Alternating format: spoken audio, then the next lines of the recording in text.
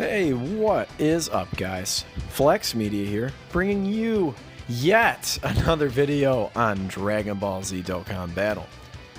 So this is part 2 of 2. Now in part 1, we talked about a lot of things that Dokkan has done recently or in the past or whatever to be successful. So we mentioned that, they've basically, their total revenue over the last 5 years I'm pretty sure it's eclipsed $2 billion. It's got to be close if it hasn't. So clearly they're doing some things right. However, I don't think they're getting everything right. So guys, in the comments below, go ahead and let me know what you think they're getting wrong, because I would obviously love to hear your thoughts. But right now, I want to go over the top 10 things Dokkan is doing wrong. And we might as well just hop right into it. I won't stall any longer. So, number 10, this was actually, oddly enough, so it's number 10 on the list. But this was like the first thing that popped into my mind. And it's the EZ area. So here's the thing about the EZ area. At first, I wasn't really hard on it. I thought they were just, essentially what they were doing is they were trying to make us use some units that maybe we wouldn't ordinarily use, especially some of us older players. However, I think in the subsequent EZ areas, specifically the ones that have occurred on JP, they are just far too restrictive. So it's like, it's creative. They wanted to try something new. I get it. I do commend them for trying, but they really missed the mark. Again, the event itself is just far too restrictive. Like, bro, no one, and I mean no one, want to use AGL Whis and Fizz Hachiyak in an event. I'm sorry. Not unless they get Dokkan Awakenings. I'm sorry. I mean, that. Look at the units we like to use. We like to use the nice, bright and shiny new units. Ain't no one want to use those free-to-play units. Pardon my poor grammar there, but needs to be said. So that is why it comes in at number 10, even though it was because there's just, quite frankly, a lot more on this list I find, more important. So number 9. Again, one of those things that, bam, popped right into my head. And that was top grossing rewards. Now, this goes for JP and global, but we are primarily focusing on global. Now, I've mentioned to you guys in other videos, I've made actually, I think 3 videos, separate videos on my opinion on the top grossing situations, and my opinion hasn't changed, that much. It's basically the same. Here's the thing. So this is what Bandai and Akatsuki need to do. They need to, one day in the news, we just need to find an announcement, and it's going to say, addressing the top grossing rewards issue. It's going to say that in the news, and it's going to say, it's going to give us strict guidelines that are undeniable and absolute. And then if we meet those requirements of top grossing, guess what? We get top grossing rewards.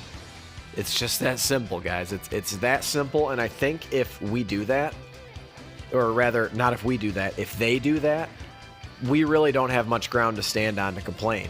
Now, I would say that there are some exceptions. So during exceptionally hyped times of the year, where a ton of countries are getting top grossing, the download celebration, the anniversary specifically, maybe, I don't know, Saiyan Day or the Christmas celebration, New Year's, you name it. One of those big hype times, maybe you give out a few extra because that's what you do, right? If you're a big business like that, you have to be somewhat magnanimous in that way. So I think that if they come out with strict guidelines, none of us have anything to bitch about, quite frankly. So probably won't be the last time I speak my piece about that, but for today, it is. And that's why it comes in at number 9, because I find that there are a lot more important things to focus on. Number 8. Now, this one is in response to an EZA that just recently came out, but the number 8 spot is holding back on certain EZAs. And I imagine you guys already know who I'm talking about, and it is Super Vegeta. Now, I don't want to just come out and say that Super Vegeta is bad, but right off the top of my head, I could name you 5 better EZAs. There were so many people. Most of us were clamoring for him to be not only the best TUR in the game, but the best unit in the game. You know, and they just, again, it's one of those things I just feel like they really, really missed the mark. So I fear that what's going to happen in the future is there's this, you know, there's this big movement from Bandai and Akatsuki that they want to create balance in the game. There is no perfect unit, which truthfully there's not. Even the almighty Kale and Caulifla can get touched up if they have not super attacked. So like on the first turn, you know, you take them into battlefield against the super powerful Jiren, and you have type disadvantage or something like that. I mean, they'll die without supering. They will. So, you know, there is no single perfect unit. You know, even Int Janemba, you know, he can get hit pretty hard up against Int UI Goku, even with his guard against all types.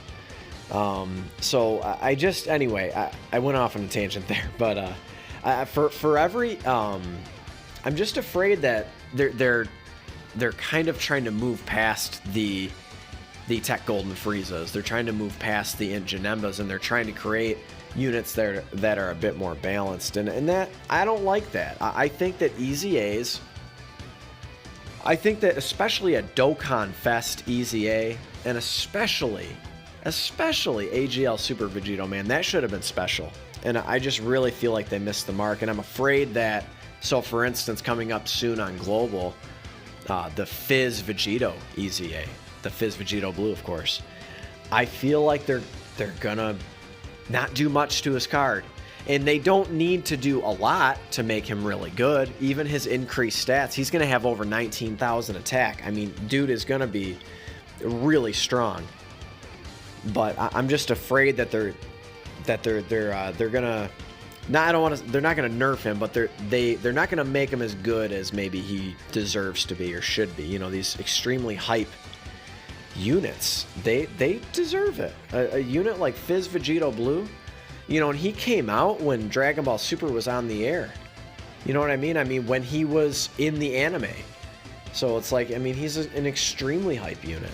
You know, everyone, I still to this day, even though I'm tired of pulling him, I still love seeing that silhouette pop up on my screen when I pull him, you know, in a summon. So anyway, guys, I don't want to spend too much time on this one, but holding back on certain EZAs comes in at the number 8 slot. All right, number 7. This one basically, you know, in my opinion, kind of speaks for itself. Stone sales, or the lack thereof of stone sales. Honestly, like, I look at some of these stone sales, man, and I'm just like, what are they thinking? Because here's the thing, I'm going to tell you guys. I don't know the exact percentages, so y'all will have to forgive me here. But I believe it's something of the like of like 5 to 10% of the player base makes up like 90 to 95% of their income for this game. So what that means is it's like the huge, ginormous whales are the ones that, you know, the Truths, the Goreshes, the Nolars, who am I forgetting? Like the Nanos, the Rhyme, you know what I mean? The big whales, the D-Freeze, they are making up the vast majority of the income in this game. So for them, you know, a stone sale, yeah, I mean, of course, like, whales love free stuff too. They tell you all the time, whales love free stuff. I get it. But for them, you know, saving, let's just say, I don't know, you know, 40 or 50 bucks on a few stone packs, you know, I mean, in the grand scheme, if you're the Truth, or the Truth, you know, shout out to the Truth, by the way, but if you're the Truth, and you're buying 5,000 stones, I'm sorry, but in the grand scheme of things, you saving $100 on stone sales, it's not, it's not that much in the grand scheme, so it doesn't really, maybe I'm being unfair here, but I just feel like in the grand scheme, that's not making a big difference. But if you offer better stone sales, you have the players who are kind of like, maybe they're on the fence about spending, but they're like, ooh, I don't know, man, maybe this small stone pack sale looks all right, but that big stone sale's scary. I don't want to buy that one, or for instance, the big stone, the 91 stone pack, they usually cap it at 3 times only, so I feel like if they could just, again, like, it's one of these places where Legends is just winning, you know what I mean? They are winning at the stone sales. They get it, or I guess for them it's crystals. But I feel like you'd get a lot more just sort of average Dokkan players to spend money on the game. The whales, they're going to spend because a lot of them, make content on the game. They're going to spend the money. So if you want more players to spend more of their money, you have to increase the stone sales, guys. I just really feel like, you offering these piddly little sales every single celebration is not okay. And I really feel like they've missed the mark there. And that's why it comes in at number 7. And I put it low on the list because, God, obviously, pay to play only. So, but anyway, let's move on. All right, number 6.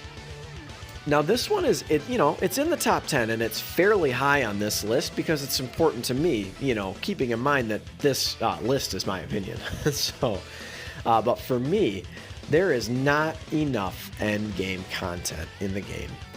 And maybe for you newer players, maybe some of those Super Battle Road stages or Legendary Goku or, even Infinite Dragon Ball History, maybe those look big and scary and, you're afraid to take them on. I bet a lot of you could probably take them down and you just don't know the strategy quite yet. There is a lot that goes into it, but I mentioned in my last video in part 1, it made my top 10 of endgame content's really, really fun. I love running Super Battle Road.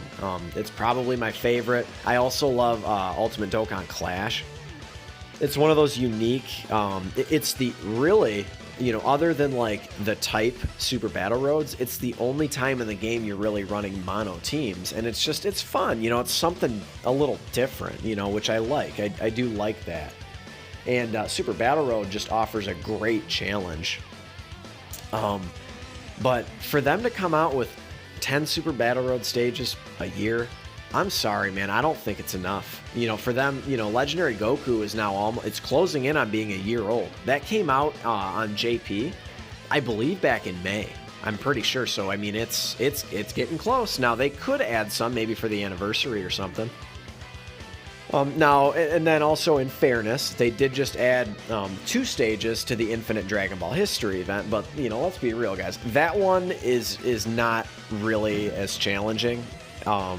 It's just, again, like, so Goku on the Legendary Goku event is insane, right? If you don't have units that infinitely stack defense, at any point in the fight, you can die.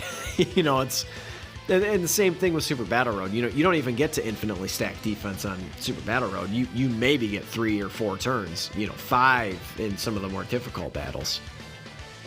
But it's high on my list. This is the thing. Here's the thing. Not enough endgame content. They are trying with the introduction of the easy area. They are trying to... and easy A's, of course. They're trying to make the game conducive to those of us who haven't re-rolled accounts, buying those big giant stone accounts and then spending all the stones and then re-rolling in 2 months or whatever, So I think they need to make more. I think they should make them 2 times a year. So that'd be 20 stages a year. I'm sorry, but they can spare the stones. So anyway, that's why it comes in at number 6.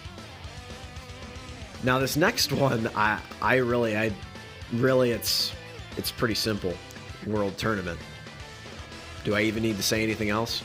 World Tournament, it's hella boring. The rewards are okay. You get unique cards, and that's pretty cool, especially for those of us who like to collect. So that part is cool. I do enjoy that part of it. I do enjoy, you get a few Elder Kais.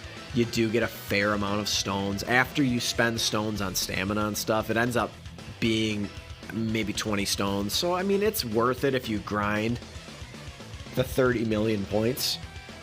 To me, it is. And then, obviously, so you get those Grand Kais as well.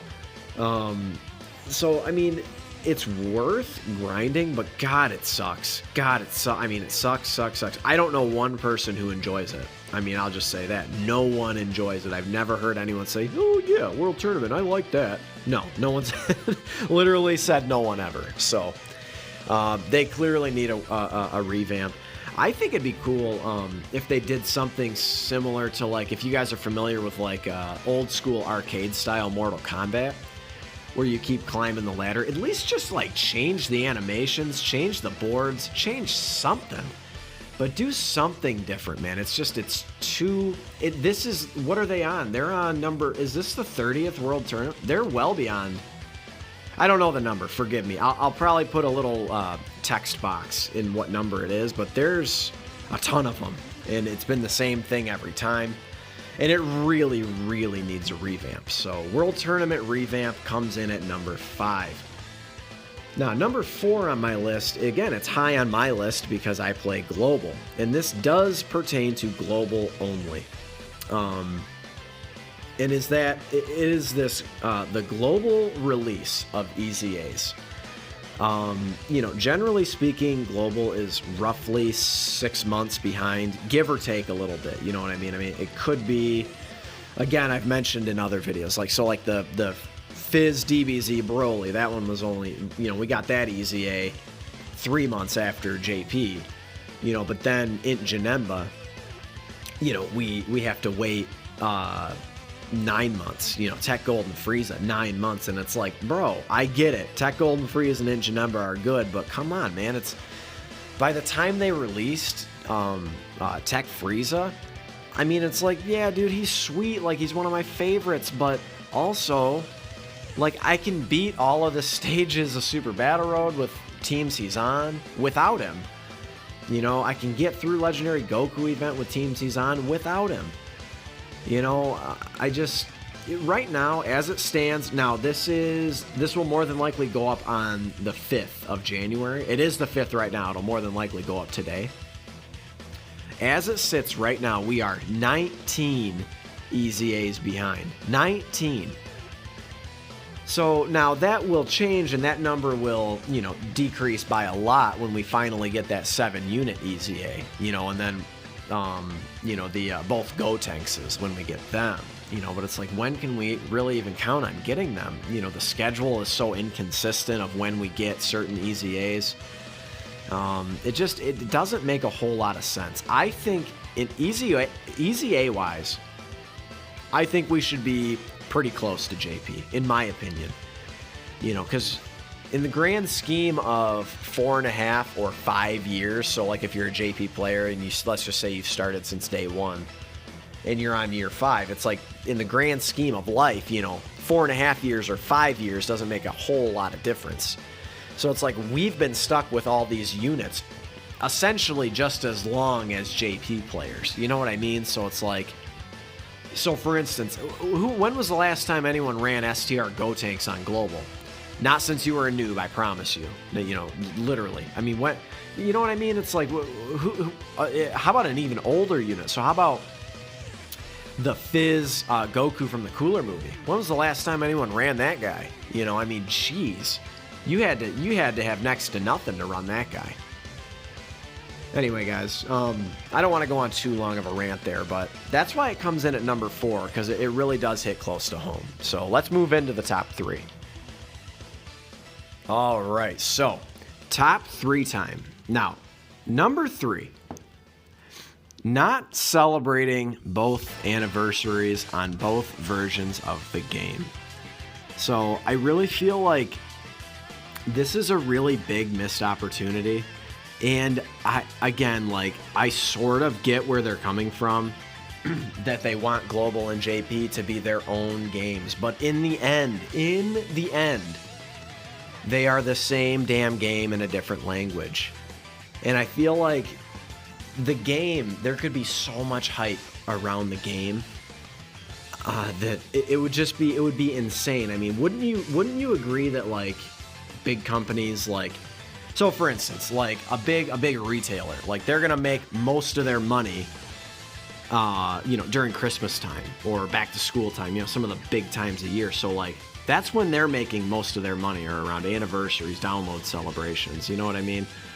So I think they're missing a huge opportunity.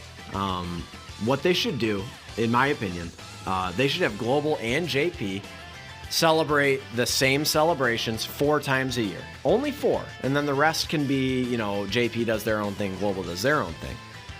So Saiyan Day, both anniversaries, the download celebration, excuse me. So I feel like they're missing out on a lot, and I feel like it would create a lot more hype around the game, because there are a lot of global players who do not play the JP version. Believe it or not, probably most of you, So anyway, guys, that's why it comes in at number 3. I feel like it's really important to mention, right? So let's move on. Excuse me. So number 2. I feel as though Bandai and Akatsuki, number 2, they are very tone deaf, and they just seem to frequently miss the mark. And let me explain myself here. So I feel like they always come very close, but they just seem to just kind of sort of miss the mark. You know what I mean? So let me explain though. So for instance, we get this insanely hype Super Saiyan Blue Kaioken Goku, who is still exclusive on Global at the point of this recording. Why would you not introduce the Super Saiyan Blue Kaioken EZA? Isn't that just like marketing 101 type of stuff? You know what I mean? It just seems goofy, I mentioned it a little earlier in the video, it's like waiting so long to introduce Kalen Khalifa and Tech Frieza, and it's like, oh great, man, we got the best unit in the game and the second best EZA unit in the game, but what else you got? Because we've been seeing them for the last 9 months on a lot of us anyway have been seeing them for the last 9 months on JP. And at a certain point, you guys know, when you guys get the shaft, you don't get the unit you want, eventually you just fucking get over it, right? I mean, that's kind of, I think, where we all were on Kalen Khalifa and Tech Golden Frieza. It's like, are we ever going to get these guys? Now, eventually we did. It's not as though it's even easy to get those units anyway. Well, Tech Frieza is easy, but, Kalen Khalifa, they're an LR, they're super hard to get. And then not to mention this whole top grossing thing that was shaking the airwaves in the Dokkan community. You have this entire base of players that are just like, what the fuck, dude? Like, where it's different. Like, if we only reached top grossing in one country, like, let's just say France, like, because they always get it right. It's different when we get it only in France, but I believe the final count is we get it in what? I think it was five areas around the world on either iOS or Android, the Play Store. So, it ended up not being a big deal, and they ended up kind of making up for it. I mean, we just got, 40 Dragon Stones today, but why not address the situation? That's where I feel like they're just tone deaf. And I do appreciate that they, finally made that YouTube channel for global exclusive content. That's really nice. However, we are almost 5 years into the game, and you just thought to do this?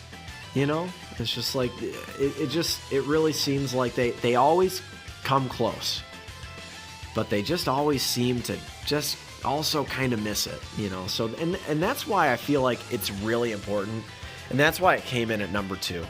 And I also realize that this is a very long video, guys, so, just sit back and relax. It's almost done. So, number 1. And this is the number 1 important issue to me and probably to a lot of you, and that is huge dry periods with nothing to do in the game. So you guys may know, if you've been playing the game for a while, that hype dies down just a few days into most celebrations. You know, maybe the lone exception would be anniversaries, but honestly, even an anniversary sometimes, before basically part 1 comes to an end and part 2 starts, there's just nothing, man. Nothing. And then, obviously, the small celebrations, I mean, geez, there's basically you can rip through all of those missions in like a day or two. You know what I mean? So I feel like this is the most important thing. Now, I know that this one is pretty basic. I mean, I imagine you guys all feel the same way. If you guys are a regular Dokkan player, there's just, after about day 3, you just kind of run out of stuff to do. I just really feel like they need to introduce either more free-to-play units, again, maybe more challenging content. I mean, just saying. So, anyway, guys, that really sums it up, man. I mean, you guys can go ahead and let me know in the comments what you think Dokkan is doing wrong. Like, what is... For you, how about this? What is the number one thing you think they're doing wrong? I mean, I made 10. I mean, if you got 10, go ahead and let me know. But what is the number one thing that you think they're doing wrong, or they just missed the mark on? But if you guys like kind of, sort of podcast style videos, go ahead and drop a like, man. It lets me know I'm doing the right stuff. And if you have made it this far, please subscribe to my channel. I'm coming out with stuff for you every single day, and I really appreciate your support. I love all you guys, and I hope you have a great day. Later.